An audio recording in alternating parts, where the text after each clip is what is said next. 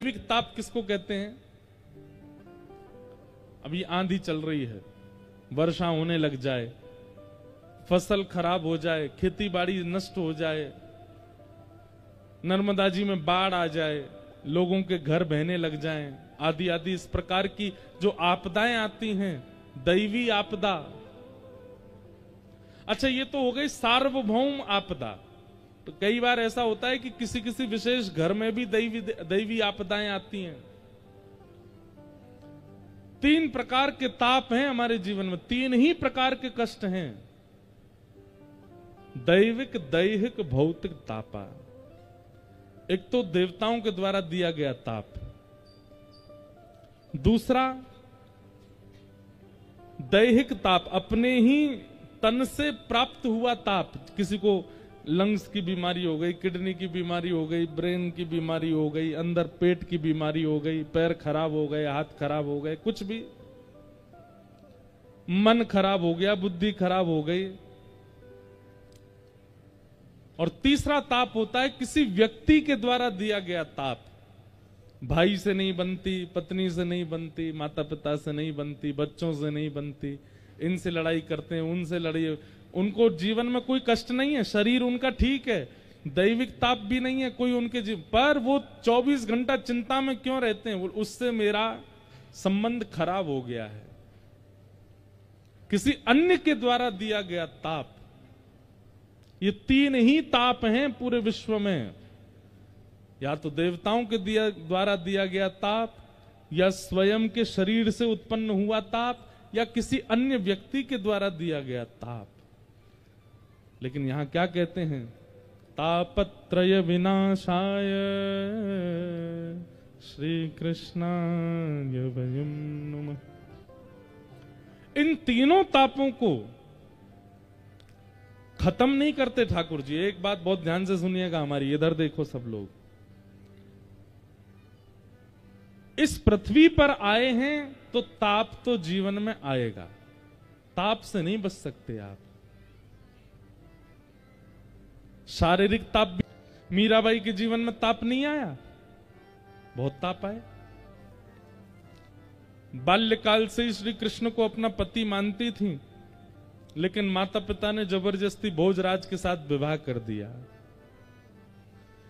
भोजराज के साथ विवाह करके गई तो वहां ससुराल में सब लोग उनके विपरीत, ननद विपरीत, सासू मां विपरीत, देवर विपरीत, सब विपरीत। और कुछ ही महीने निकले थे ब्याह के, जिनसे ब्याह हुआ उनके प्राण चले गए।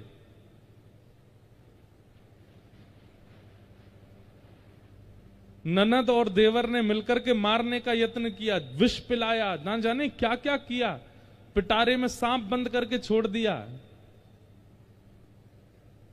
क्या ताप मीराबाई के जीवन में नहीं आया? आया। लेकिन फिर भी भक्तिमती मीराबाई का चरित्र आज शुद्ध व्यासपीठ से वक्तागण सुनाते हैं।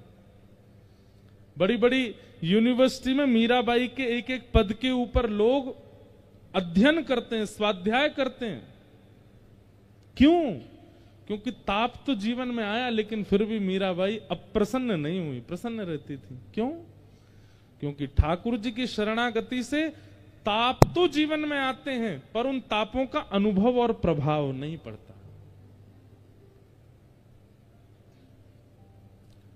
आंधी चल रही है, अभी अगर हम अपने घर में होते क्या कर रहे होते? अरे खिड़कियां बंद करो, बाहर जो कपड़े टंग रहे हैं सबको लेके आओ, गेहूं चावल सूख रहे हैं उनको उठा के लाओ, वो किवाड़ बंद कर आओ, ये कर आओ, वो कर आओ, दौड़ रहे होते इधर से उधर। पर यहां चुपचाप बैठे, ताप तो आ रहा है लेकिन अनुभव नहीं हो रहा, उसका प्रभाव नहीं पड़ रहा। ठीक यही स्थिति जीवन में भी हो जाती है। एक कथा सुनाते हैं, सुनो। महाराष्ट्र में एक संत हुए श्री तुकाराम जी महाराज। क्या नाम था? जो छत्रपति शिवाजी महाराज ने जब इनका कीर्तन सुना तो छत्रपति शिवाजी ने नियम बना लिया कि जब भी वो युद्ध के लिए जाते थे तो युद्ध क्षेत्र के आसपास यदि तुकाराम जी होते थे तो उनके कीर्तन में छत्रपति शिवाजी अपनी सेना आदि सब छोड़ करके जाते थे अकेले। ऐसे थे श्री तुकाराम जी। अद्भुत ज्ञान, अद्भुत कीर्तन, अद्भुत भक्ति के भंडार। पंडरीनाथ भगवान, श्री विठल भगवान उनसे बहुत रीझे रहते थे। अब देखो, छत्रपति शिवाजी जिनके चरणों में नतमस्तक रहते हैं, साक्षात जगत नियंता जगदाधार पंडरीनाथ भगवान श्री विठल भगवान जब तुकाराम जी मंदिर में प्रवेश करते थे तो विठल भगवान की जो प्रतिमूर्ति थी वो जड़ से साक्षात सचल हो जाती थी। हंसने लग जाते थे ठाकुर जी, आंखें टिमटिमाने लगती थी ठाकुर जी की तुकाराम जी के आते ही। तुकाराम जी जिस गली से निकल जाते थे लाखों की तादाद में लोग उनके घेरा में चलते थे, आगे पीछे हाथ पांव जोड़ते हुए चलते थे। लेकिन जब तुकाराम जी अपने घर आते थे तो पत्नी उनकी बिल्कुल विपरीत थी।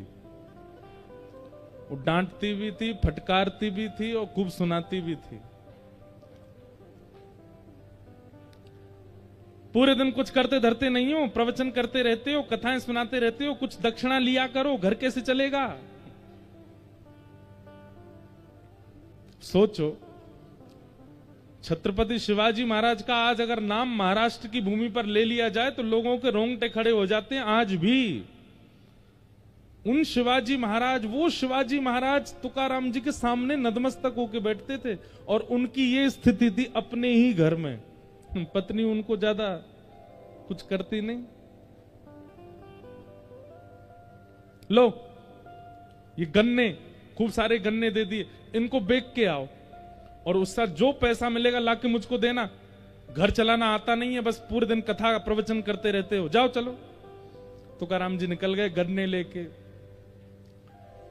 रास्ते में छोटे छोटे बच्चे, अब उस समय पर ये टॉफी तो होती नहीं थी, वो एक बुढ़िया के बाल खाते हैं बच्चे, गांव में आज भी घूमते हैं लोग, वो तो होते नहीं थे।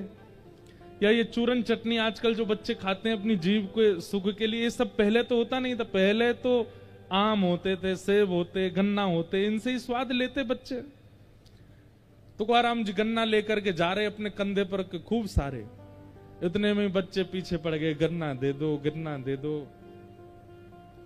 तुकाराम जी महाराज बड़े बेचारे भावुक हो गए। अरे आओ आओ आओ, ये लो तुम्हारे लिए, तुम्हारे सब बच्चों को बांट दिए,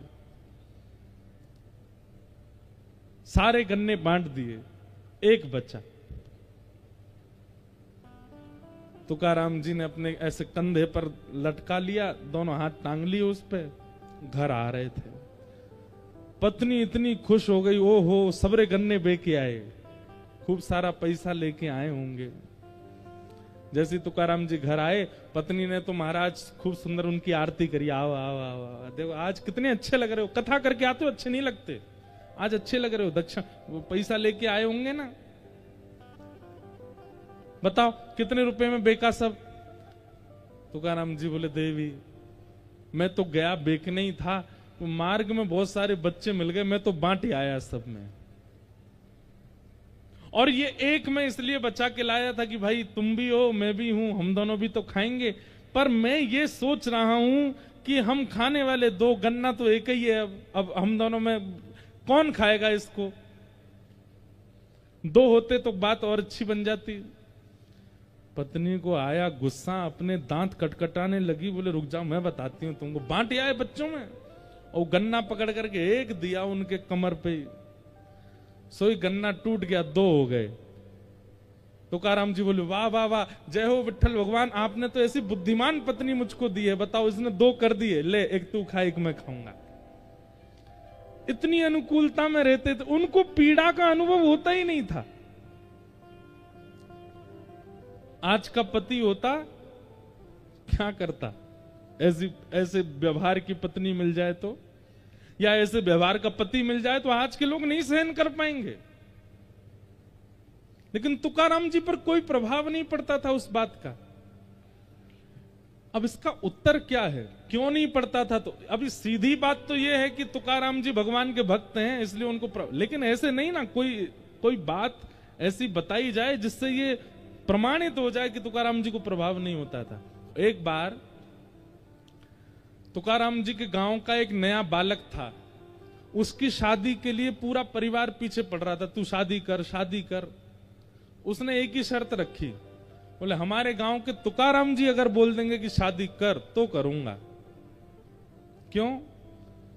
क्योंकि उनकी पत्नी इतनी विपरीत है, वो कभी कहेंगे ही नहीं। भाई जो स्वयं जला हुआ होगा वो दूसरे को सावधान करेगा ना। तुकाराम जी कभी नहीं बोलेंगे मुझसे कि तू ब्याह कर, इसलिए तुकाराम जी अगर कहेंगे तो मैं ब्याह करूंगा। घर वाले बेचारे डर के मारे नहीं जाते थे, क्योंकि तुकाराम जी को मना ही करना है। सबको यही लगता है तुकाराम जी मना कर देंगे, वो खुद बेचारे इतने कष्ट भोग रहे हैं। लेकिन जब अति हो गई तो घर के लोग बोले चल तुकाराम जी के पास चल, उनसे बुलवा।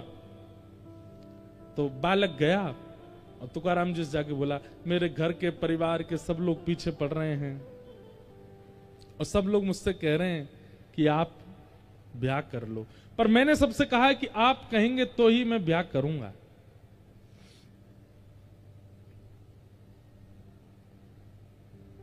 आप बताइए ना, मैं ब्याह करूं कि नहीं करूं? घर के सब लोग बैठे थे, सब घबरा रहे थे, बोले ये मना कर देंगे तो ये तो बिल्कुल ही नहीं करेगा। तुकाराम जी बोले जितना जल्दी हो सके उतना जल्दी ब्याह कर लो, जितना जल्दी हो सके उतनी जल्दी करो। तो वो लड़का घबरा गया। घर के लोग तो वहीं पर ही नाचने लगे, बोले अब तो बेटा तू गया, अब तो तेरा ब्याह होगा। अरे तुकाराम जी बोल दिए। घर के लोग चले गए तो वो अब तुकाराम जी के पास बैठा, बोला आप साधक प्रवृत्ति के व्यक्ति नहीं है। अरे जब पता है कि मार्ग में हमने कष्ट भोगा तो दूसरों को सावधान करना चाहिए। आप खुद इतनी पीड़ा में रहते हैं, पत्नी आपकी मार तक देती है सबके आगे, और आप मुझसे कह रहे हैं कि मैं भी ब्याह कर लूं। क्यों? तुकाराम जी बोले देख भाई, अगर अनुकूल पत्नी आ गई तो तुम दोनों जीवन आराम से जी लोगे, और यदि प्रतिकूल पत्नी आई तो इस गांव में एक की जगह दो तुकाराम हो जाएंगे, मैं और तू दोनों। लेकिन उस बालक ने चरण पकड़े, बोले मैं ठीक है मैं ब्याह करूंगा, लेकिन आपकी प्रसन्नता का राज क्या है? आपकी पत्नी विपरीत है। और तुकाराम जी का पहले ब्याह हुआ था तो पत्नी और बेटा भुखमरी के कारण मर गए थे, उनके प्राण चले गए। तो दूसरा ब्याह हुआ तो दूसरी पत्नी इतनी तेज आई कि वो ऐसा करती थी। तो उस बालक ने कहा इतनी प्रसन्नता का कारण क्या? आप इतने प्रसन्न क्यों रहते हो? आपकी पत्नी बिल्कुल विपरीत स्वभाव की, आपके घर में कोई सुख शांति नहीं है, आप पूरे दिन यहाँ पहाड़ी पर बैठे रहते हैं, आपको भोजन भी घर से तो मिलता नहीं है, फिर भी आपके चेहरे पर कभी शिकन नहीं देखी, आपके चेहरे पर कभी मायूसी नहीं देखी। इसका कारण क्या है?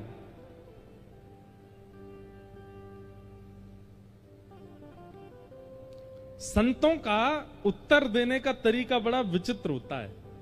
तुकाराम जी बोले मैं अपनी तो तुझे बाद में बताऊंगा, लेकिन तेरी माथे की रेखा मैंने देखी और मुझे कुछ पता चला है, मैं तुझे बता दूं। बालक बोला बताओ। बोले अगले 7 दिन में तेरी मृत्यु हो जाएगी, तू मरने वाला है। बालक घबरा गया, बोले ये क्या कह रहे हैं आप? बोले मैं सही कह रहा हूं, तेरे पास केवल 7 दिन बचे, अपना समय व्यर्थ मत गवा। जितनों से तेने लड़ाइयां कर ली हैं सबसे क्षमा मांग ले, सब कुछ व्यवस्थित कर ले, और भाई तेरे पास 7 दिन बचे हैं, अपना जीवन जितना हो सके इन 7 दिनों में व्यवस्थित कर लियो, कभी भी प्राण चले जाएंगे 7वें दिन। अपना प्रश्न तो सब भूल गया। वो लड़का दौड़ा, रात में जाकर के स्नान किया, माता पिता को प्रणाम किया, बहनों को गले से लगावे, भाइयों को हृदय से लगावे, जितनों से उसकी बैर थे सबके पास गया। बोले भैया मुझे क्षमा कर दो, मैंने तुमसे बैर किया। सब लोग कहते ये हो क्या गया, किसी को बताता था नहीं कि क्या होने वाला उसके साथ। अब स्थिति ये हो गई कि घर में मां भोजन बनाती है, दाल में नमक नहीं पड़ा, खा लेता है चुपचाप, कहता नहीं है। पहले इतना टोकता था इसमें नींबू डालो, नमक डालो, मिर्च डालो, अब जैसा मिल जाता है पा लेता है। उसके भाई बंधु कभी लड़ने आ जाते हैं तो सबके आगे क्षमा मांग लेता है, बोले भैया तुमको जो चाहिए ले जाओ, मुझसे लड़ो मत। कभी उसको बहुत कोई स्नेह देता तो भी उस पर फर्क नहीं पड़ता, कोई उसको बहुत कष्ट देता गया, बोले नाथ दिन है, अब बताइए मेरे प्राण कब निकलेंगे और मैं क्या करूं अब। तुकाराम जी बोले एक बात बता, पिछले 7 दिनों में तुझसे कोई लड़ने आया? बोले आए तो थे लेकिन मुझको याद नहीं, क्योंकि मैंने दिमाग में ज्यादा लिया नहीं। लड़ने आ रहे थे भाई बंधु लोग, मैं कहता भाई लड़ो, मतलब क्या लड़ने के लिए कहां जाऊं मैं, मेरा प्राण निकलने वाले हैं। तुकाराम जी बोले पिछले 7 दिन में तेरा किसी ने बहुत सम्मान किया? बोले वो भी सम्मान भी किया, पर कहां अच्छा लग रहा था सम्मान, बस ये लग रहा था 7 दिन में प्राण चले जाएंगे, भाई क्या करूं। अच्छा एक बात बता, परसों माँ ने घर में क्या बनाया था? बोले दाल चावल। दाल में नमक वमक कैसा था? सब ठीक था। बोले कुछ याद नहीं है मुझको, जैसा बना मैंने खा लिया, मुझे तो बस यही लग रहा था प्राण जाने वाले हैं। तुकाराम जी बोले मेरी प्रसन्नता का राज यही है, मैं हर दिन को अपना अंतिम मानता हूं, मैं हर दिन को अपना अंतिम समझता हूं।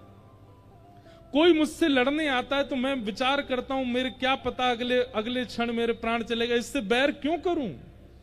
कोई मेरी बहुत प्रसन्नता करता है तो भी मैं ये विचार करता हूं कि इसकी प्रसन्नता लेके फूलूं क्यों, क्या पता अगले क्षण मेरे प्राण निकल गए तो।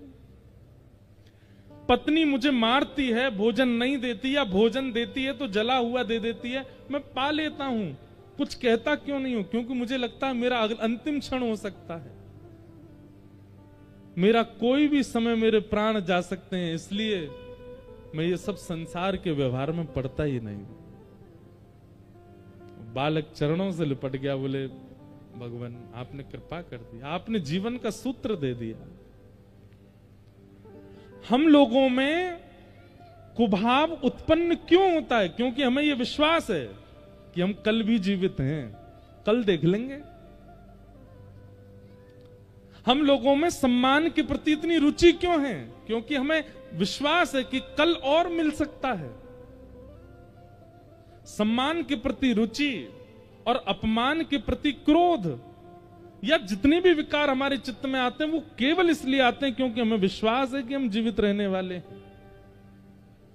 अपने हर क्षण को अगर अंतिम मानने लगे, क्या पता अगला क्षण हम जीवित रहे कि नहीं, आप सब व्यवस्थित सामान्य हो जाओगे, शांत हो जाओगे, मौन रहने लगोगे, ना किसी से कोई शिकायत, ना किसी से कोई लड़ाई, ना किसी से कोई प्रेम, सब सम। एक सूत्र है। ठाकुर जी जब जीवन में आते हैं तो विपत्तियां कम नहीं होती, पर विपत्तियों का प्रभाव खत्म हो जाता है। और क्षमा करें, आप तिलक लगाते हो, कंठी पहनते हो, नाम जप करते हो, लेकिन विपत्ति, आपत्ति, संपत्ति, इनका प्रभाव दिखता है आपके ऊपर, तो आप आडंबर कर रहे हो, आप नाम जप नहीं करते।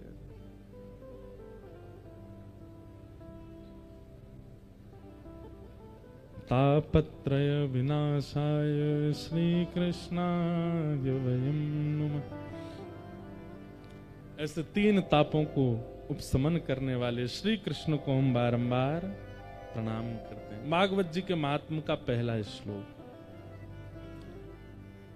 ब्रज के नंद लाला,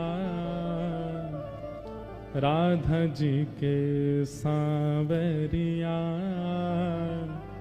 सब दुख दूर हुए जब तेरा नाम लिया। जय नंद लाला, राधा जी के सांवरिया, सब दुख दूर हुए, करताल बजा के गाओ, तेरा नाम लिया। ओ ब्रज के नंद लाला, राधा जी के सांवरिया, सब दुख दूर हुए जब तेरा नाम लिया। जय नंद लाला, राधा जी के सांवरिया, सब दुख दूर हुए जब तेरा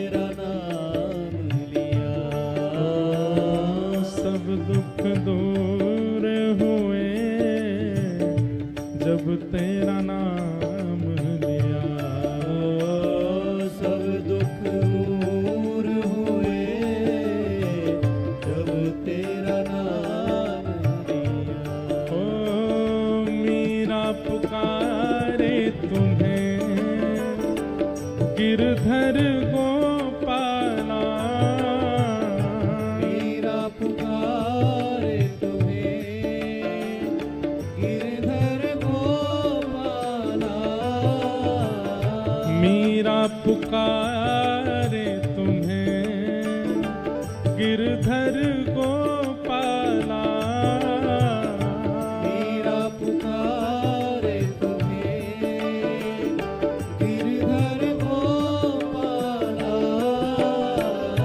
ढल गया अमृत में विष का भरा प्याला। भर गया अमृत में विष का भरा प्याला। ओ विष का भरा प्याला कौन मिटाए उसे जिसे तूने राख लिया।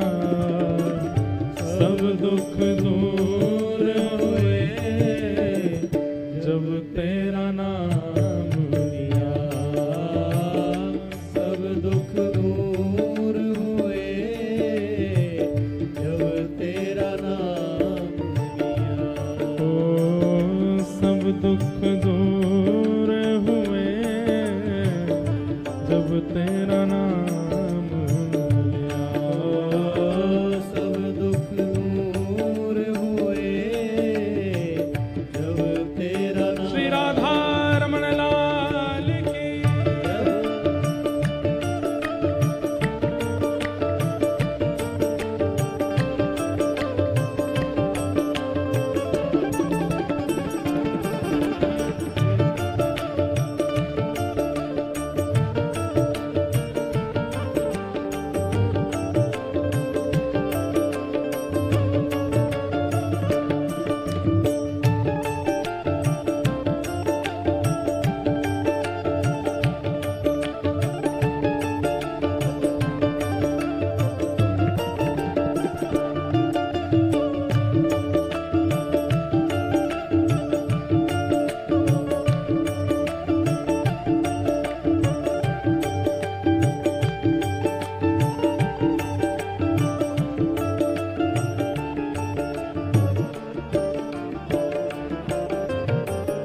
देख रहे हो तुम मेरे दुखड़े सारे।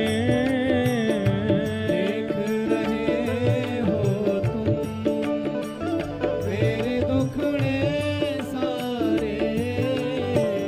कब दर्शन दोगे मेरी आंखों के तारे।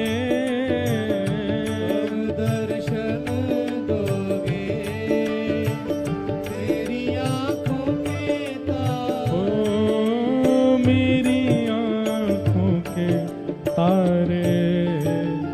अधर पे मुरली है कांधे पे कामरिया। सब दुख दूर हुए जब तेरा नाम लिया। सब दुख दूर हुए जब तेरा नाम लिया। ओ सब दुख दूर हुए जब तेरा नाम लिया। सब दुख दूर हुए जब तेरा नाम लिया। ओ ब्रज के नंद लाला राधा जी के सांवरिया।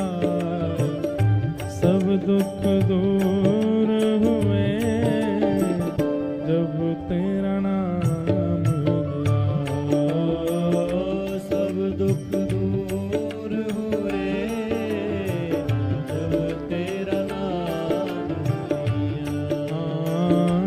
सब दुख दूर हुए जब तेरा नाम लिया। सब दुख दूर हुए जब तेरा नाम। गोविंद मेरो है, गोपाल मेरो है, गोविंद मेरो है, गोपाल मेरो हे गोविंद मेरो है, गोपाल मेरो है। मेरो है, गोपाल मेरो है। ओ मेरा बांके बिहारी नंदलाल मेरो है। मेरा बांके बिहारी नंदलाल मेरो है। ओ मेरा कुंज बिहारी नंदलाल मेरो है। मेरा कुंज बिहारी नंदलाल मेरो है। ओ राधा रमण बिहारी नंदलाल मेरो है। राधा रमण बिहारी नंदलाल मेरो है। राधा वल्लभ बिहारी गोपाल मेरो है। राधा वल्लभ बिहारी गोपाल मेरो हे है। मदन मोहन बिहारी नंदलाल मेरो है।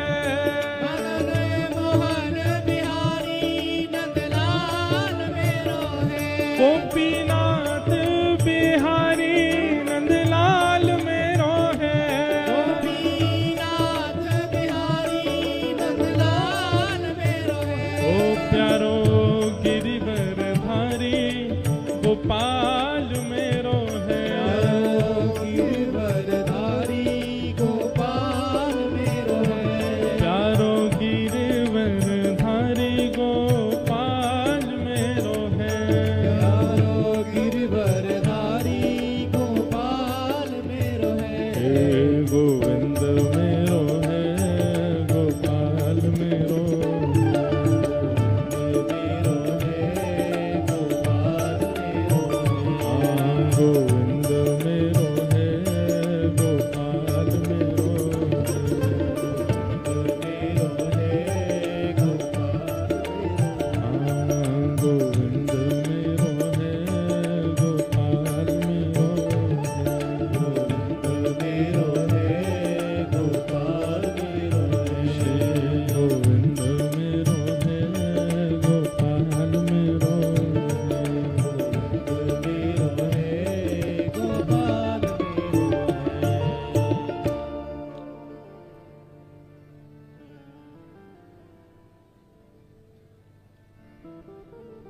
सच्चिदानंद रूपाय विश्वोत्पत्त्यादि हेतवे तापत्रय विनाशाय श्री कृष्णाय वयम नमः। भागवत जी के महात्म का ये प्रथम श्लोक महात्म की चर्चा सुनाते हुए श्री सुखदेव जी महाराज, सूत जी महाराज सौनकादि ऋषियों को कहते हैं। सौनकादि ऋषियों ने मानव कल्याण के प्रश्न पूछे, तब सूत जी महाराज कहते हैं कि हे नाथ, आप लोगों के जो ये प्रश्न हैं इसका उत्तर एक ही समझ आता है। प्रीति सौनक चित्ते ते यतो विच्मी विचार्य च सर्व सिद्धांत निष्पन्नम संसार भयनाशनम। जब तक संसार भय मुक्त नहीं होगा, हम सबको एक भय सताता है। और वो भय क्या है? कहीं मुझे कुछ हो ना जाए, उससे पहले मुझे धन कमाना, उससे पहले मुझे ऐश्वर्य की प्राप्ति करनी, यश की प्राप्ति करनी। एक मृत्यु का भय सबके चित्त में बैठा रहता है। अच्छी बात है कि मृत्यु का भय बैठा, पर मृत्यु के भय से व्यक्ति भगवत स्मरण नहीं करता, बाकी सब करता है। कहीं मेरे प्राण ना चले जाएं, उससे पहले मैं वहां घूम आऊं, मेरे प्राण ना चले जाएं, ये तो देख लूं, ऐसा तो खा लूं, ये तो पी लूं, ऐसा कर लूं। अरे कहीं प्राण ना चले जाएं, उससे पहले भगवत दर्शन कर लूं, ये चिंता क्यों नहीं होती हमारी? जितने भी भक्त साधकों की कथा व्यासमंच से कही जाती है, वे जो भी भक्त हैं उनकी चिंता का एक ही कारण था कि कहीं मेरे जीवन के कुछ ही दिन शेष रह गए, भगवत दर्शन किए बिना मैं यहां से चला ना जाऊं। नेत्र ना होते हुए भी सूरदास जी को दर्शन हो गए, विपरीत परिस्थिति होते हुए भी गोस्वामी तुलसीदास जी को दर्शन हो गए, क्योंकि उनकी चिंता का कारण क्या है कि कहीं हमारे प्राण ना चले जाएं, उससे पहले मुझे ठाकुर जी का साक्षात्कार करना है।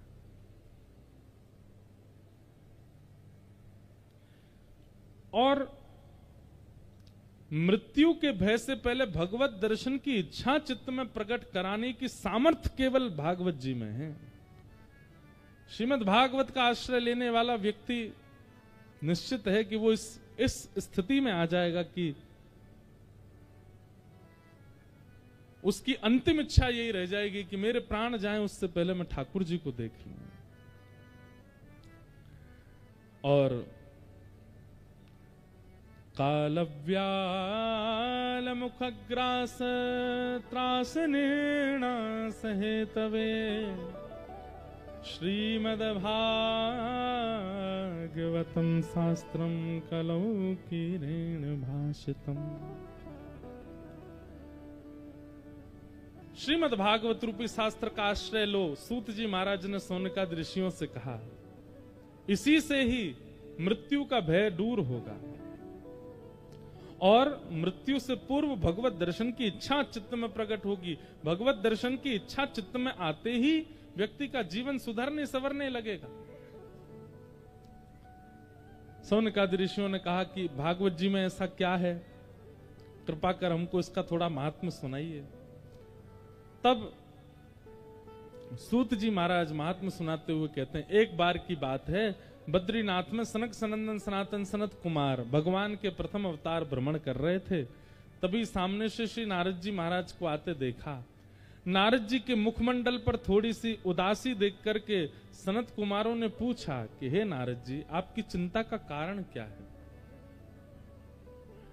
नारद जी महाराज बोले कि भगवान, पृथ्वी की बड़ी प्रशंसा सुनी थी हमने कि पृथ्वी बहुत सुंदर है, पृथ्वी के लोग ऐसे हैं, पृथ्वी पर इतने धाम हैं, तीर्थ हैं, पृथ्वी पर ऐसी पवित्र नदियां हैं। परंतु जब मैं पृथ्वी का दर्शन करने गया तो मुझे जैसा सुना था वैसा कुछ भी नहीं दिखा। अहम तुम पृथ्वीं यातो ज्ञात्वा सर्वोत्तमामिति पुष्करम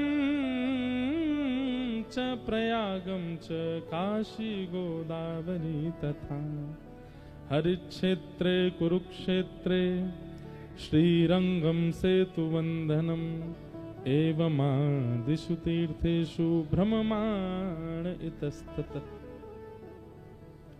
हरिक्षेत्रम कुरुक्षेत्रम श्रीरंगम सेतुवंदनम, यहां पर लगभग तीर्थों के नाम बोले गए।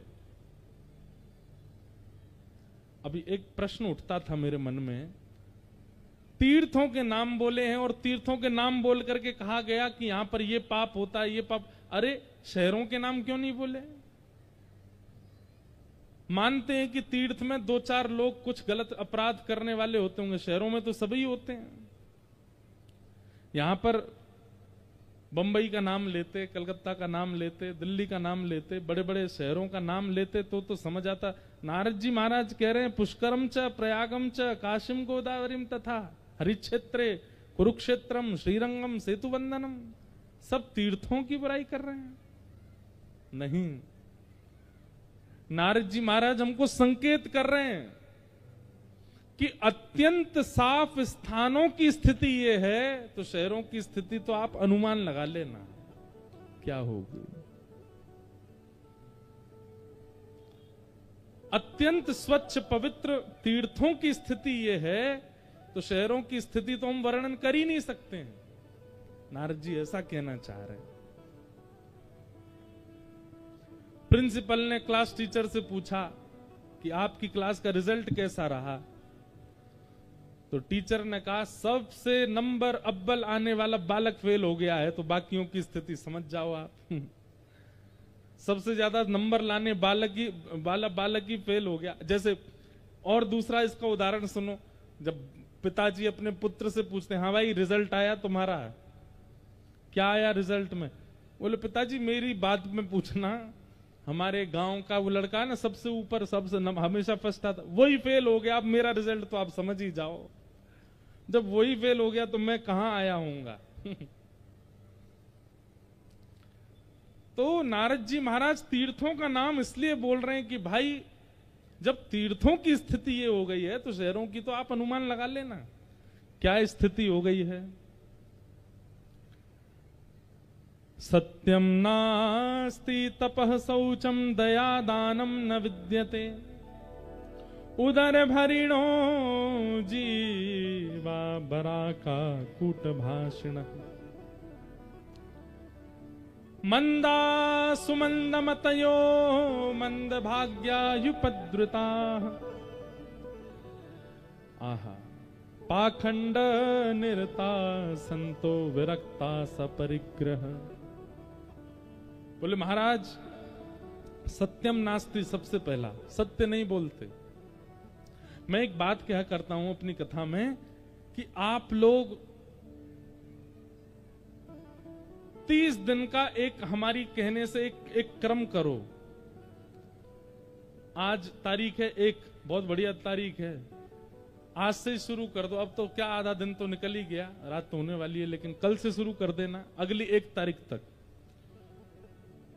रोज गिनती करो कि आप झूठ कितना बोलते हो, गिनती करो। मजाक में भी बच्चे से झूठ बोला गया ना, ये देख हुआ आ गया, ये भी झूठ ही है, उसको भी गिनती करो। अगली एक अब आती है ना, हाथ में ऐसे लगा लेते हैं कई लोग, उस पर बटन दबाते रहो, गिनती होती है, नाम जप की गिनती करते हैं लोग। 1 महीना केवल अपने झूठ की गिनती करो, हमने झूठ कितना बोला। अगली 1 तारीख को और ईमानदारी से दबाना है, जब जब झूठ बोलो तब तब दबना चाहिए वो।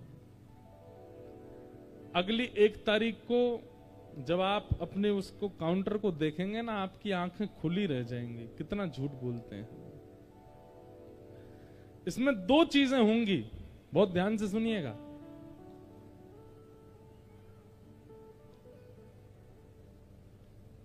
हम लोग अपने अपराधों की गिनती नहीं करते, इसीलिए अपराध बहुत ज्यादा होते हैं हमसे। अगर व्यक्ति रोटी गिन के खाने लग जाए ना तो 2-3 में पेट भर जाता है, बिना गिने खाए तो 6-6 खा लेता है। हम लोगों ने गिनती किसकी करनी प्रारंभ कर दी? नाम की, नाम जप की गिनती करते हैं, पुण्यों की गिनती करते हैं, दान की गिनती करते हैं, इसीलिए वो कम ही होते हैं हमसे, ज्यादा नहीं होते। और पापों की गिनती नहीं करते, वो महीना में कितने होते हैं हमसे। बहुत बड़ा दानवीर हो जबलपुर का या आपके इस गांव का, महीना में 1 ही दिन खजाना खुलता होगा उसका दान करने का, लेकिन पाप रोज खुलता उसका। तो क्यों? क्योंकि दान की गिनती है, नाम जप की गिनती है, सेवा की गिनती है, पापों की गिनती नहीं है, पाप की काउंट ही नहीं करते, इसीलिए पाप अथाह होते हैं। हम तो चाहते हैं कि भाई ये जो मशीन है ना हाथ वाली, ये लाइए सब लोग, और इस पर कोई भी भगवान नाम नहीं गिनना है। आपने किसी के साथ कपट किया, बटन दबाओ, किसी के साथ छल किया, बटन दबाओ, झूठ बोला, बटन दबाओ, किसी व्यक्ति के यश प्रशंसा सुनकर के आपके चित्त में ईर्ष्या हुई, बटन दबाओ। इससे होगा क्या? 1 महीना बाद जब आप देखोगे ना तो आपको खुद से घिन आएगी कि मैं हूं, मैं ये सब करता हूं। कोई 2 नंबर का पैसा, कोई छल कपट का पैसा देने आया हो, आप धर लेते हो, दबाओ। इससे 2 चीजें होंगी। 1 महीने बाद जब आप अपनी संख्या देखेंगे तो आप में परिवर्तन की इच्छा प्रकट होगी। और दूसरी बात, जब हाथ में काउंटर लगा लोगे ना तो झूठ बोलने से पहले वो काउंटर आपके हाथ में भार प्रकट कर देगा। तुम बोलोगे तो दबाना पड़ेगा, तो बोलने से पहले ही रुक जाओगे। किसी के साथ कपट करने जाओगे तो कपट करने से पहले वो भारी हो जाएगा हाथ में। भाई मैंने कसम खाई है, दमाना तो है और कपट भी मैं कर रहा हूं, कपट होगा ही नहीं। किसी पर क्रोध करने, पत्नी ने कुछ अनुचित कृत्य कर दिया, क्रोध आया तो भारी हो जाएगा, बोले देख लेना दमाना पड़ेगा। कहीं ना कहीं आप उससे बचोगे। हम ये नहीं कहते कि आप 100% बच जाओगे, पर हां जो 100% है उसकी तादाद कम से कम 60% तक तो आ जाएगी, उतने बच जाओ। लोगों ने गिनतियां, हमसे लोग पूछते हैं कितनी कथा हो गई, हमने आज तक गिनी नहीं है कितनी कथा हो गई, आज तक नहीं गिनी। हमारे पूज्य पिताजी महाराज की गिनती है, उनकी गिनती इसलिए क्योंकि वो श्रेष्ठ हैं, वो पचा भी सकते हैं कि भाई 1500 कथा हो गई, उनको मान नहीं होगा, हम तो बालक हैं, हमको अगर पता चल जाए हमारी इतनी कथा हो गई तो मान हो जाएगा, इसलिए गिनती नहीं करते। हां, किस कथा में इतनी संख्या में लोग की निकलना ही, अब मैं जाता अगर बोल के कि मैं जा रहा हूं तो कितनों को लग जाती, पीड़ा होती। उसे झूठ बोल के निकलना पड़ा कि हम अभी आ रहे हैं, प्रसाद पाके मंच पे आ रहे हैं, आप लोग हिलना नहीं। और एक महाराज जी आए, उनको मंच पे बैठा के प्रवचन कराने लग गए, सब लोग यथा योग्य बैठे रहे, हम चुपचाप पीछे से गाड़ी से एयरपोर्ट निकल गए। अब उसका अपराध तो लगेगा हमको कि भाई इतने वैष्णव आशा लगा के बैठे और आप चले गए, पर वो भी उनकी भलाई के लिए था। लेकिन हमको लगता है कि उसका प्रायश्चित करना पड़ेगा, इतने वैष्णवों को कष्ट दिया। कई बार होता है ऐसा, कुछ ना कुछ होता है, तो उनकी गिनती है, और वो गिनती कहीं ना कहीं वह पाप कर्म करने से या अपराध करने से रोकती है। हमने अपने अपराधों की गिनती नहीं की। व्यक्ति को, जैसे हम जाते हैं ना, नए नए नगरों में जाते हैं तो नगर सेठ आते हैं, कई लोग मिलने आते हैं, महाराज जी हर महीना वृंदावन जाता हूं मैं, हर महीने गिरिराज जी की परिक्रमा लगाता हूं, एकादशी मेरी व्रज में ही निकलती है। कई लोग गिनाते हैं अपना कि हम ये करते हैं, ये करते हैं, ये करते हैं। कभी किसी व्यक्ति ने ये नहीं कहा आकर के हमसे कि महाराज जी महीना में इतने लोगों के साथ कपट करता हूं मैं, इतनों के साथ छल करता हूं, पत्नी के साथ रोज गुस्सा करता हूं, बच्चों पे ऐसे प्रहार करता हूं, पड़ोसी से लड़ता हूं। क्यों? पापों की और दुष्कर्मों की गिनती नहीं करते, इसीलिए वो बढ़ते ही जा रहे हैं। और पुण्यों की गिनती प्रारंभ कर दी, इसीलिए वो एक ही होता है महीना में।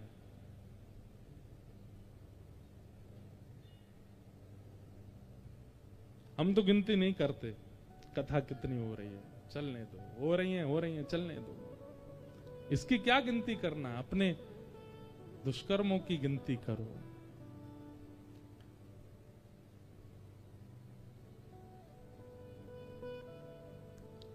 सत्यम नास्ति तपः शौचम दया दानम न विद्यते उदर भरिणो जीवा।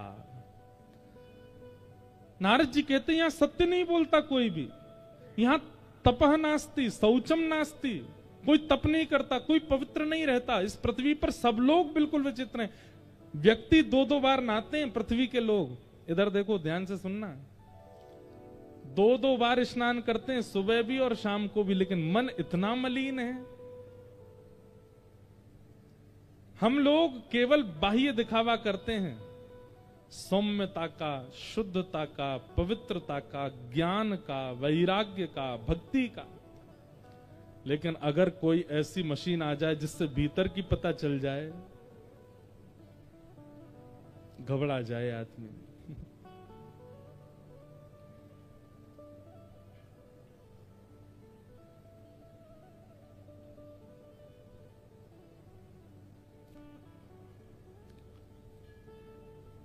मंदा सुमंद मतयो मंद भाग्यायुपद्रुता पाखंड निरता संतो विरक्ता सपरिग्रह।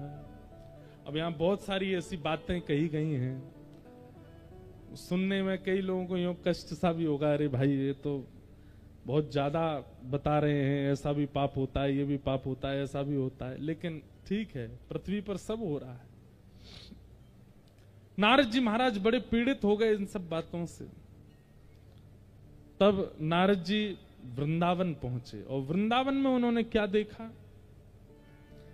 कि एक युवती, परम सुंदरी युवती, और उसकी गोद में 2 वृद्ध लेटे हैं।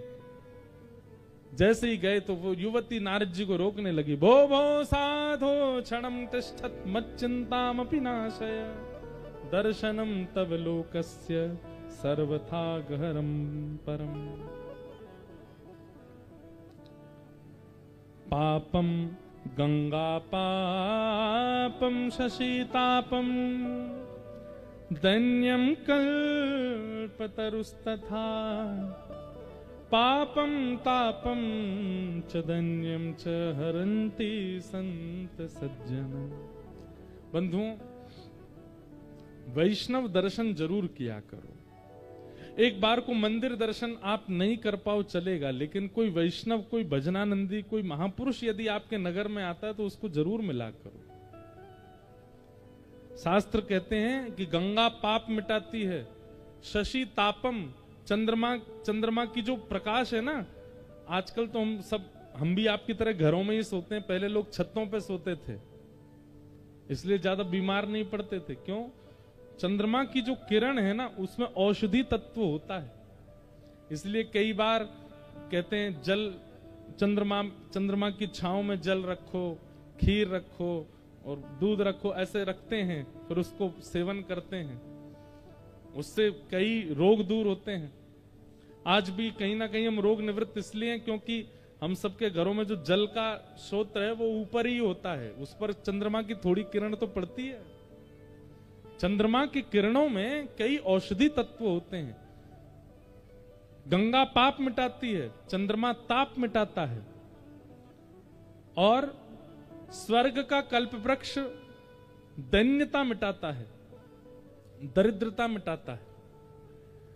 लेकिन ये तीनों एक साथ मिट जाते हैं जब किसी वैष्णव का आप दर्शन कर लेते हो। ठाकुर जी का नहीं, वैष्णव का। हम तो अपनी कथा में एक बात कहते हैं कि भगवत सेवा से ज्यादा भक्त सेवा वो ज्यादा आवश्यक है। हरि रीझे तो वैकुंठ दिलावे, लेकिन हरिजन रीझे तो हरि सो मिलावे। समझ रहे हैं बात को? लिख लीजिएगा। हरि रीझे वैकुंठ दिलावे, स्वर्ग दिलावे, लेकिन कोई हरिजन रीझे तो हरि सो मिलावे। अगर हरिजन रीझ गया आपसे, कोई हरि भक्त रीझ गया, हरि से ही मिला देगा। तुकाराम जी रीझ गए, छोटे से बालक पर मिला दिया ठाकुर जी से। हाँ? रैदास जी रीझ गए, मिला दिया मीराबाई को गिरधर गोपाल से।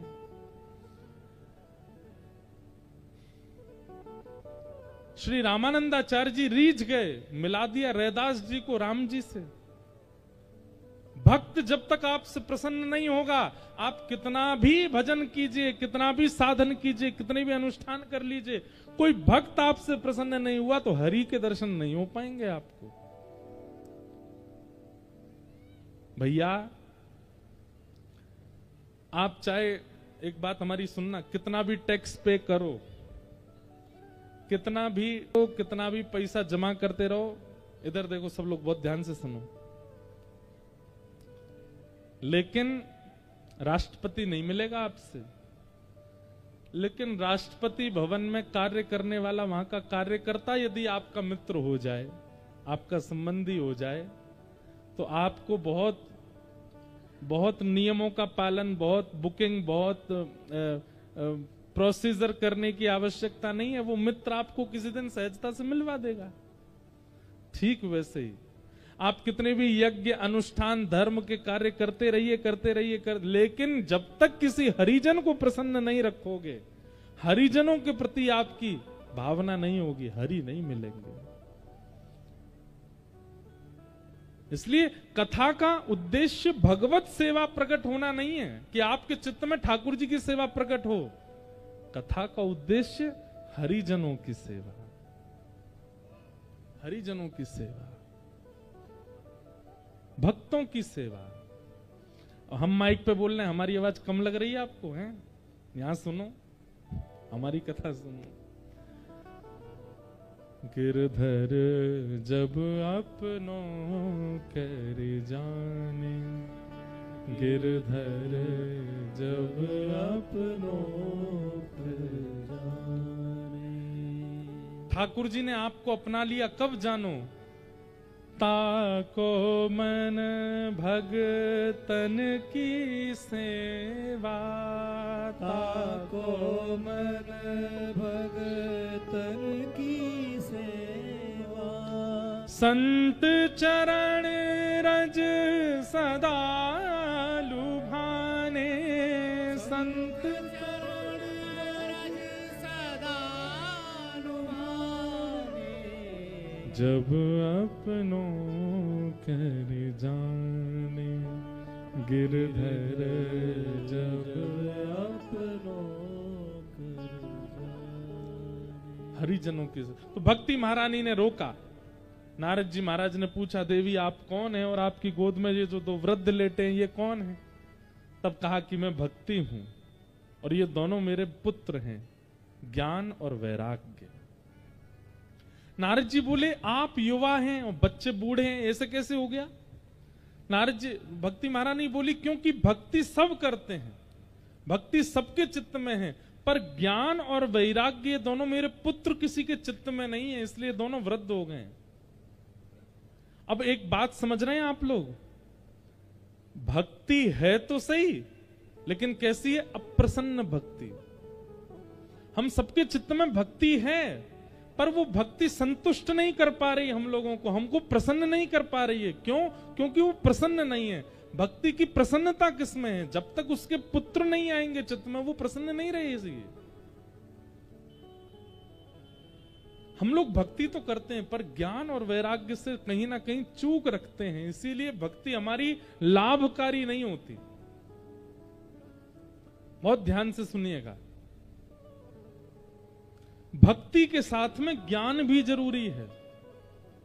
श्री गुरु चरण सरोज रज निजमन मुकुर सुधार, वरणो रघुवर विमल यश जोदायक फलचार, बुद्धिहीन तनुजान के सुमिरो पवन कुमार, बल बुद्धि विद्या देव मोह हरऊं। जोर से बोलो। लगभग सबको याद है, पर इसका अर्थ आप में से केवल 10 लोगों को पता होगा। भक्ति तो है, ज्ञान नहीं है।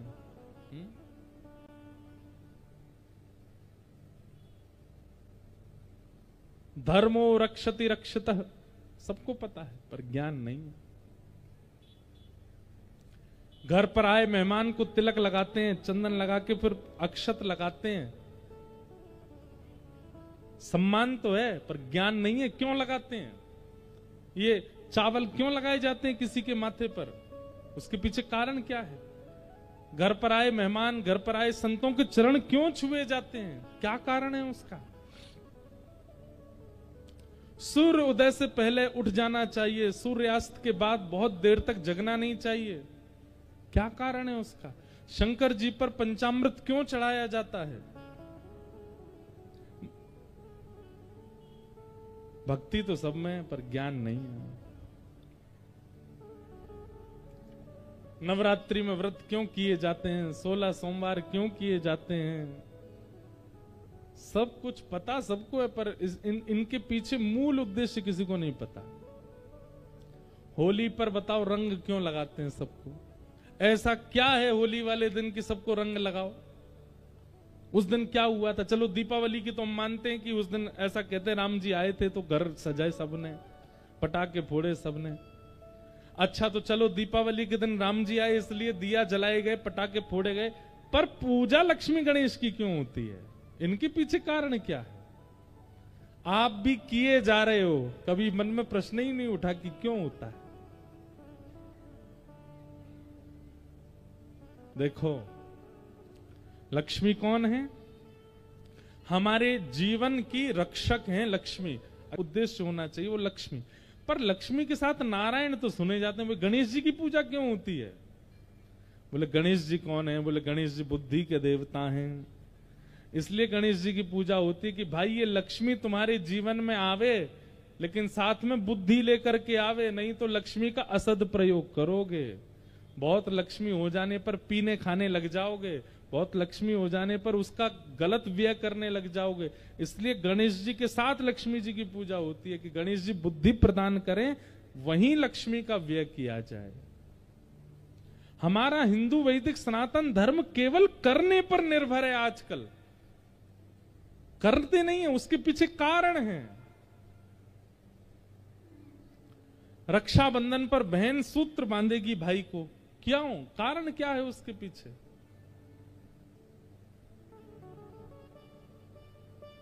सब ऐसे ही नहीं है हमारे यहां। बस हम लोग भक्ति में युक्त होकर के कर सब रहे हैं, पर ज्ञान की हमको इच्छा ही नहीं होती है। इसीलिए भक्ति है, लेकिन फिर भी हम अप्रसन्न रहते हैं, क्योंकि उसका पुत्र नहीं है हमारे पास, ज्ञान। अच्छा, ये तो है संसारी आध्यात्मिक ज्ञान। कई ज्ञान ऐसे होते हैं वो जीवन उपयोगी होते हैं, जैसे निर्णयात्मिका बुद्धि। अपने जीवन के सद निर्णय लेना। ऐसा हो गया तो अब क्या करें, ऐसा हो गया तो अब क्या करें, ऐसा हो गया तो अब क्या करें।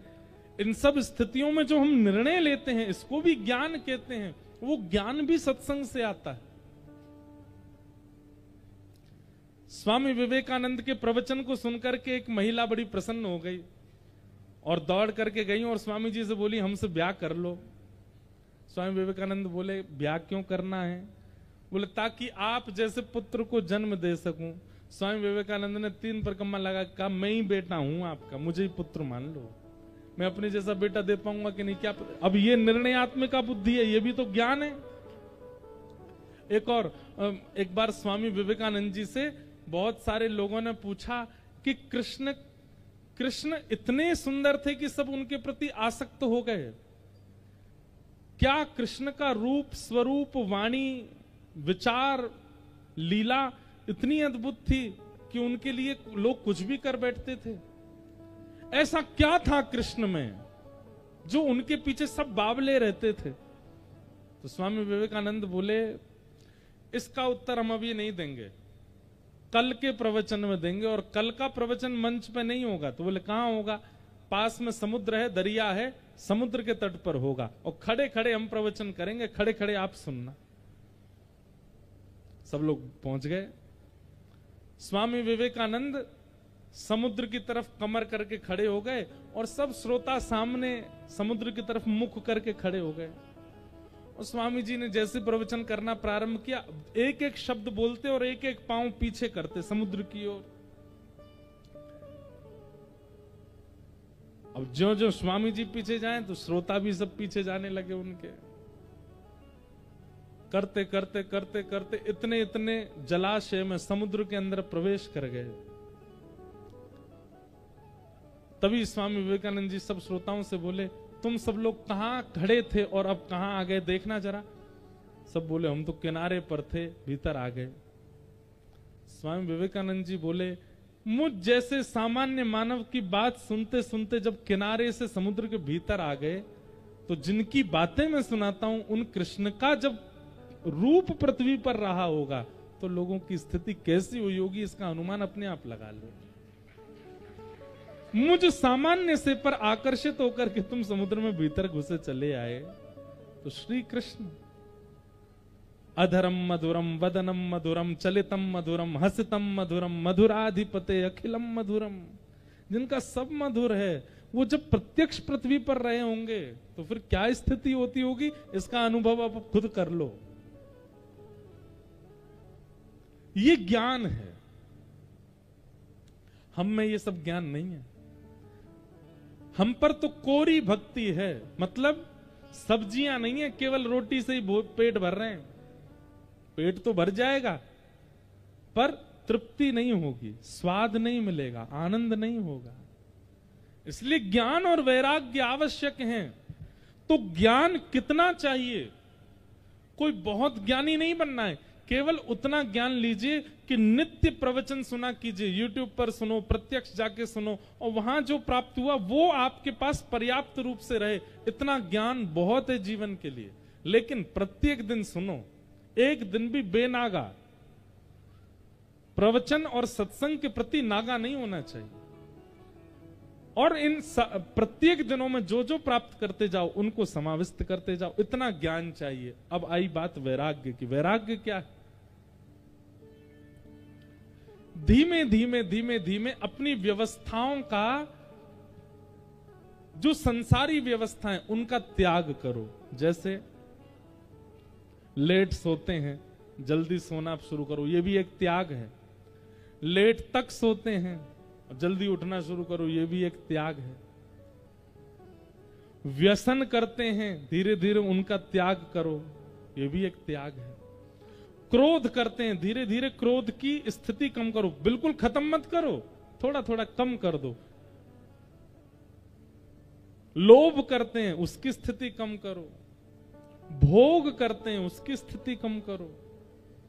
हम आपसे स्पष्ट रूप से कह रहे हैं, अपने जो व्यवहार हैं उनको खत्म मत करो।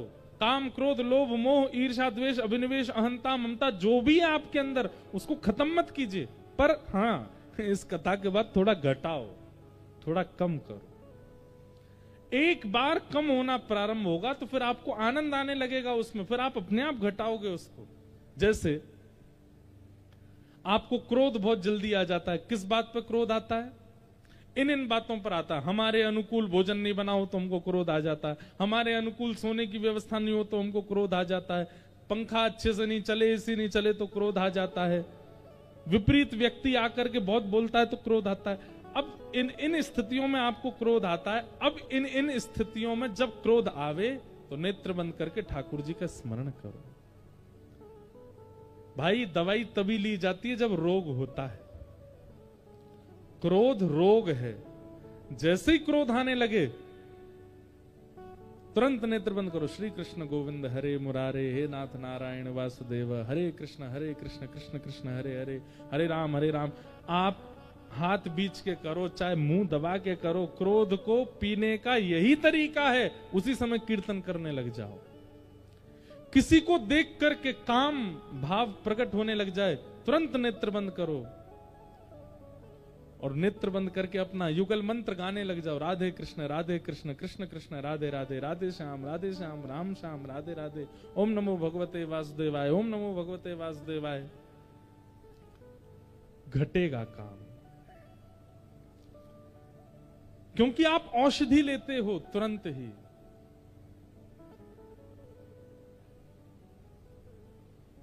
तो त्याग, क्रोध का त्याग भी त्याग है। केवल घर छोड़ देना त्याग नहीं होता, क्रोध का त्याग भी त्याग है, भोग का त्याग भी त्याग है, काम का, लोभ का, ईर्ष्या का, द्वेष का, अभिनिवेश का, अपनी बुद्धिमत्ता का, जो चतुराई है चित्त में, इन सब का त्याग भी परम विशिष्ट त्याग है। वो त्याग करो, वही वैराग्य है। और सबसे बड़ी बात कहें, भोग्य वस्तु सामने है लेकिन आपका मन विचलित नहीं होता उसके प्रति, ये सबसे बड़ा वैराग्य है। आपके सामने रसगुल्ला रखें लेकिन जीभ में पानी नहीं आता, ये वैराग्य है। आप परम सुंदर हैं और आपको प्राप्त करने के लिए परम सुंदर चारों ओर बैठे हैं, पर फिर भी अपने मन की स्थिति को बिगड़ने ना देना, अपने उस ब्रह्मचर्य को नष्ट ना होने देना, ये वैराग्य है।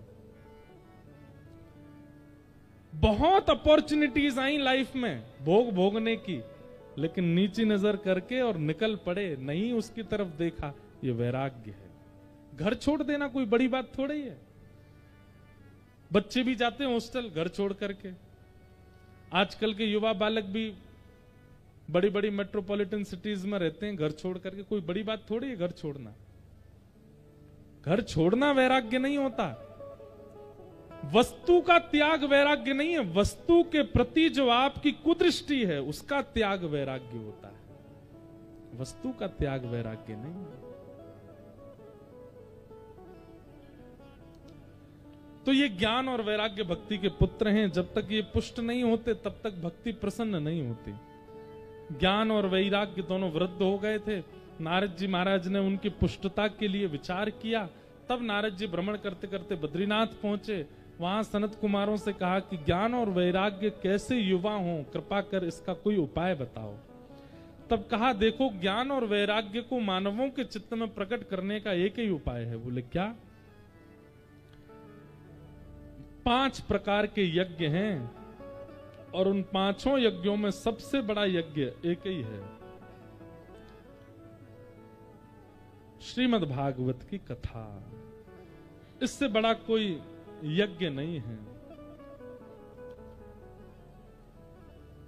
तप यज्ञ, योग यज्ञ, स्वाध्याय यज्ञाश्च यज्ञते, 5 प्रकार के यज्ञ बताए गए, जिसमें सबसे पहला यज्ञ तप यज्ञ, दूसरा योग यज्ञ, तीसरा स्वाध्याय यज्ञ, चौथा द्रव्य यज्ञ और 5वां ज्ञान यज्ञ। और सबसे बड़ा यज्ञ है ज्ञान यज्ञ। और ज्ञान यज्ञ में भी कौन सा ज्ञान? गीता का भी ज्ञान है, महाभारत का भी ज्ञान है, मानस जी का भी ज्ञान है, रामायण जी का भी ज्ञान है। बोले सब ज्ञान एक से एक हैं, सबको ग्रहण करना चाहिए, परंतु परम प्रथम स्थिति में स्वीकार करने वाला ज्ञान कौन सा है? सत्कर्म सूचको नूनम ज्ञान यज्ञ स्मृतो बुधई, श्रीमद् भागवतालाप सतु गीत सुखादिभि, श्रीमद् भागवतालाप सतु गीत सुखादिभि। श्रीमद् भागवत की कथा जो श्री सुखदेव जी महाराज ने परीक्षित को सुनाई, वो कथा सुनो। और तब सनत कुमारों की आज्ञा से गंगा द्वार समीपेतु तटमानंद नामकम, आनंद नाम के वन में भागवत की कथा हुई। सनत कुमारों ने कथा सुनाई, देवी देवता ऋषि गंधर्व सब आए। लेकिन जैसे ही भक्ति महारानी ने अपने पुत्रों के साथ प्रवेश किया कथा में, भक्ति सुतौ तौ तरणौ गृहीत्वा प्रेमैक रूपा सहसा विरासीत्, श्री कृष्ण गोविंद हरे मुरारे नाथेति नामानि मुहुर्वदन्ते। कीर्तन करती हुई भक्ति महारानी प्रवेश कर गई। और जैसे ही प्रवेश किया, प्रवेश करते ही भक्ति के दोनों पुत्र ज्ञान वैराग्य युवा हो गए। बोलो भागवत महापुराण की। भागवत क्या करती है? ज्ञान और वैराग्य को युवा करती है। आप 4:30 बजे से कथा सुन रहे हैं, 4:30 पौने 5 बजे से, अभी पौने 7 बजने को हैं। अभी तक कितनों का ज्ञान उत्थापित हो गया होगा, कितनों के चित्त में वैराग्य आ गया होगा। कई तो सोच रहे होंगे यही है महाराज जी, 7वें दिन इन्हीं के पीछे ही लग लूंगा, घर परिवार सब छोड़ दूंगा, हो गया काम, अब नहीं रहना, ये संसार पर आया। कई लोग अपनी पत्नियों को जाके बोलेंगे अब तुम संभालो घर, हम तो महाराज जी के संग बोलेंगे। वैराग्य आ गया होगा, ज्ञान आ गया होगा, लेकिन ये स्थिर नहीं आए हैं। अभी स्थिर नहीं आए हैं। 7वें दिन जैसी कथा पूरी होगी, 1-2 दिन तक और थोड़ा सा गम लगेगा, फिर से वैसे ही हो जाओगे जैसे पहले थे। कथा सुनने की सार्थकता कैसी कि 7 दिन में कथा ने जैसा आपका निर्माण कर दिया, आप उस निर्माण को बरकरार रखो, तब समझो कि आपने कथा सुनी। नहीं तो कथाएं भागवत तो बहुत होती हैं दुनिया में, उसका कोई प्रभाव नहीं होता। इस प्रकार भागवत जी का महात्म्य सुनाया गया। महात्म्य में फिर गोकर्ण की कथा सुनाई गई, जहां पर आत्मदेव नाम के ब्राह्मण, उनके पुत्र नहीं था। संतों ने कृपा करके एक फल दिया, फल को गैया को खिला दिया पत्नी ने, उनके गर्भ से गोकर्ण हुए। और पत्नी अपनी सहेली के बालक को ले आई, उसका नाम धुंधुकारी हुआ। धुंधुकारी दुष्ट हुआ बड़े होकर के, और गोकर्ण पंडित ज्ञानी बने। सबको कथा पता है, हम केवल महात्मा विश्राम कर रहे हैं। और कल से कथा का समय वैसे तो 3 बजे से है यहाँ पर आप लोग समय से आ जाइए और फिर कथा का क्रम हम लोग श्रवण करेंगे। दूसरी बात,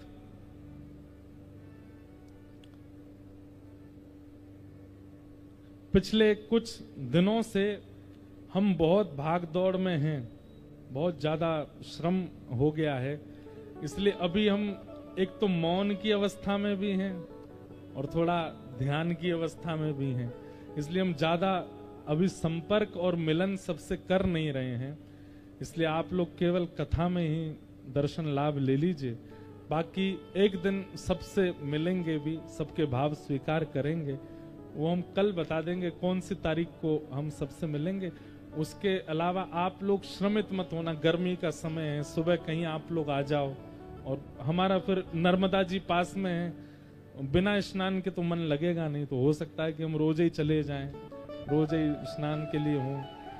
तो अभी हम ये पवई की जो कथा है यहाँ जो हो रही है, इसमें हम थोड़े अपने साधना भाव को करने के भाव से आए हैं कि श्री नर्मदा जी का तट है, तो हम बहुत कम समय एक स्थान पर रहेंगे, हम भ्रमण में ज्यादा रहेंगे, कभी कहीं कभी कहीं कभी कहीं कभी कहीं, इसलिए ज्यादा मिलना हमारा सबसे हो नहीं पाएगा। एक दिन का हम समय सबको बताएंगे, उस दिन हम सबसे मिल लेंगे, क्योंकि अभी बहुत जबलपुर के लोग हैं, बहुत वैष्णव अभी कथा में आने के इच्छुक हैं, छोटे छोटे बालक हैं, युवा हैं। एक जबलपुर की यूनिवर्सिटी में भी एक दिन का कार्यक्रम है, वो भी सब करने का ना करने का विचार अभी चल रहा है। तो सबसे बढ़िया मिलन का समय यही है, आप लोग कथा में आइए, खूब भाव से कथा सुनो, और उसके बाद फिर अपने अपने घर को प्रस्थान करें। कल से हम ज्यादा विलंब भी नहीं करेंगे, क्योंकि जो लोग दूर से आ रहे हैं उनको कहीं कष्ट ना हो अपने स्थान पर पहुंचने में, समय से कथा का प्रारंभ करने का प्रयास करेंगे। कथा से पहले और कथा के बाद मौन रहता है और अपरस भी रहता है, स्पर्श नहीं करते किसी का। आप लोग दूर से ही प्रणाम कर लिया करो, दूर से ही वंदन कर लिया करो, ये कुछ नियम ऐसे बना लिए हैं संतों की आज्ञा से, हमारे नहीं है। नासिक में हमारी कथा हुई थी, वहां के एक महाराज जी ने हमको ये नियम दिया है कि हम कथा में बिना स्पर्श के आते हैं और मौन रहते हैं। तो इसलिए आप लोग मिलते हैं, छूते हैं, तो फिर हम कह तो कुछ नहीं पाते, लेकिन निवेदन करते हैं कि आप दूर से ही कर लो।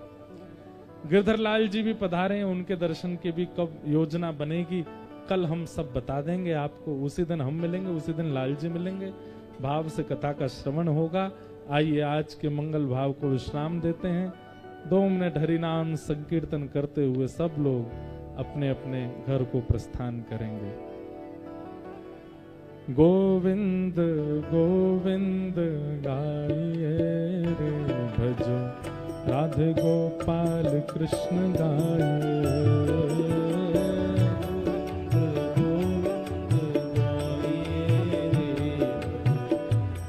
गोपाल कृष्ण गाइए, गोविंद गोविंद गाइए रे भजो,